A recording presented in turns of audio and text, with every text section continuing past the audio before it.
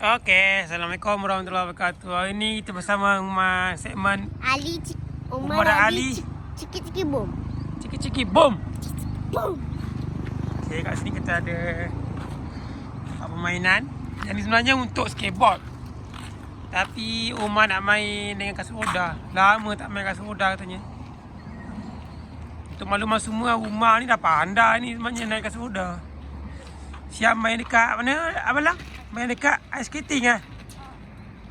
Ice skating dekat Sunway dengan dekat I Mall lah.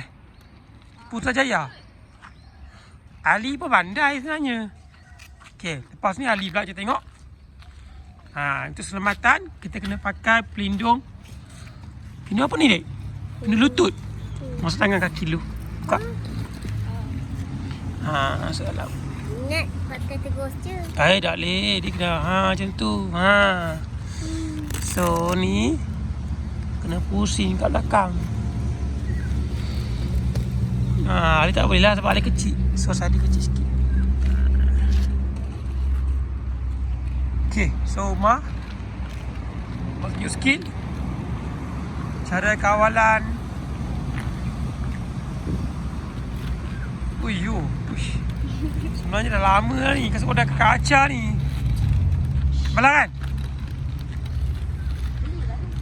So kalau korang yang kenal Umar dan Ali, boleh komen kat bawah. Umar dan Ali, ciki-ciki boom. Push. Turun Malang. Pakai helmet. Turun. Cuba turun. Wow. Pakai helmet.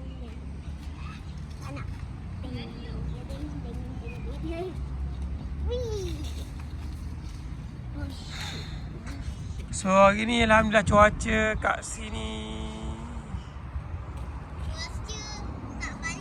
tak panas, sejuk. Tengok. Berapa hujan semalam.